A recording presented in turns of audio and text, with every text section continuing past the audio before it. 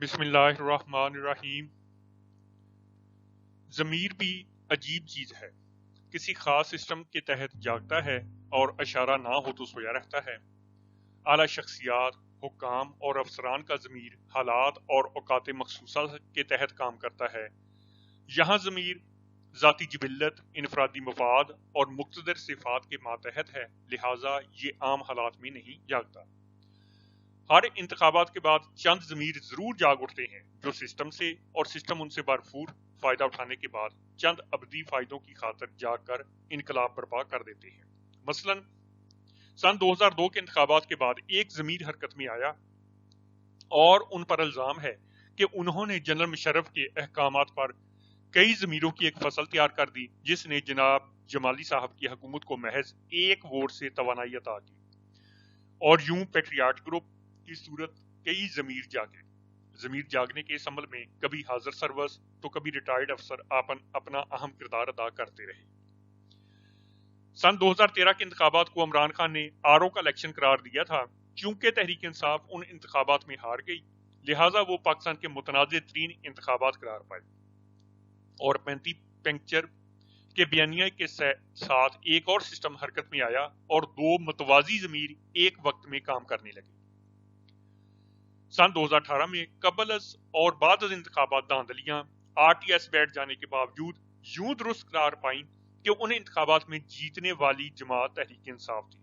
جس طرح سن 2002 کے انتخابات میں ضمیر جگا کر حکومت بنائی گئی، بالکل اسی طرح 2018 کے انتخابات میں ایک الیکشن کمیشن کا ضمیر جاگا اور بعد میں وہی ضمیر پارلیمنٹ کے باہر دھرنوں میں شمولیت اختیار کرنے لگا۔ سن 2024 کے انتخابات میں بھی مبینہ دھاندلی کے الزامات سنگین ترین ہیں۔ صفت کی تیسری ڈگری کا یہاں استعمال کرنا یوں ضروری ہے کہ کہیں مبادہ ان انتخابات کو شفاف تصور نہ کر لیا جائے۔ ابھی حال ہی میں ایک سول افسر کا ضمیر انتخابات سے 10 دن بعد جاگ اٹھا ہے اور حالیہ انتخابات کی صحت کو متنازع بنا رہا ہے۔ خیر، ضمیر کسی بھی وقت جاگ سکتا ہے اگر ابدی نیند نہ سو گیا ہو، اور جگانے کے لیے نہ تو اقبال کی نظموں کی ضرورت ہے اور نہ ہی فیض صاحب کے انقلابی کلام کی۔ البتہ فیض یاب ضمیروں کو کسی طور کمی نہیں ہے۔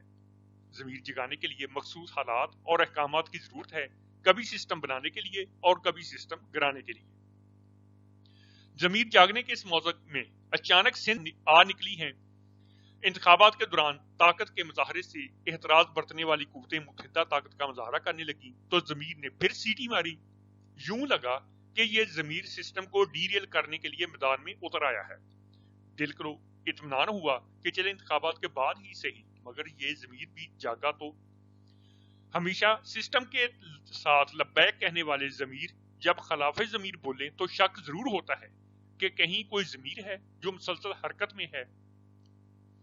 اسی طرح کا ایک ضمیر عدم اعتماد کے دور میں چودھری پرویز الہی کی بنی گالہ ملاقات کے دوران ایک فون کی صورت بھی جاگا تھا، جس نے چودھری صاحب کو آخری وقت میں درست قدم اٹھانے پر مجبور کر دیا تھا۔ آج چودھری صاحب جیل میں قید و بند کی صورتیں اٹھا رہے ہیں اور جگانے والا ضمیر کہیں دور چین کی نیند سو رہا ہے۔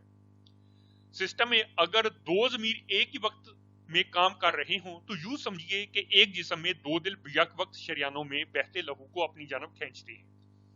اب یہ شریانوں کی مرضی ہے کہ وہ حاضر دل کی بات سنیں یا غائب کی۔ اصل بات یہ ہے کہ اس کا شکار جسم ہوتا ہے جو کھینچا تانی میں مشکل سے دو چار ہے۔